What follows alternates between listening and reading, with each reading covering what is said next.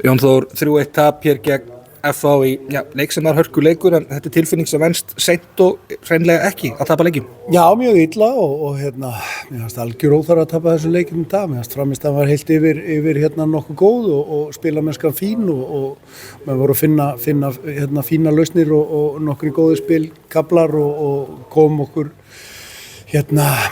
vel tilbaka, sýndu karakter og jöfnuðu leikinn og komum okkur í fína stöðu til þess að vinna leikinn og sköpum okkur fín færi til þess.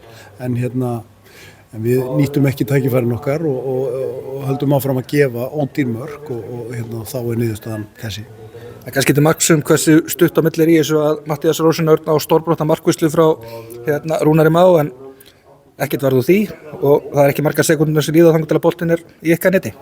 Já, og andartaki áður að þá vera einn á móti einum á móti Gísla og þannig að það má segja það að markmaðurinn hafi unnið þennan leik fyrir það.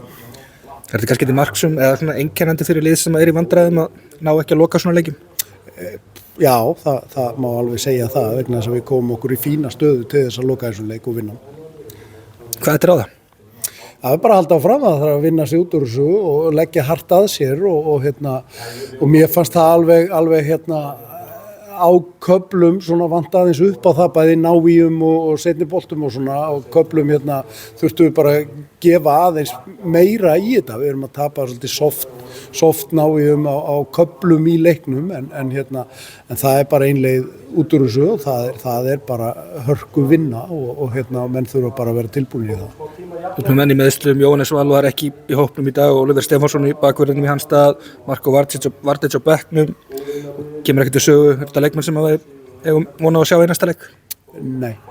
Þeir eru bara frá vegna meðsla? Já. Veistu hversu lengi? Nei, ég veit ekki.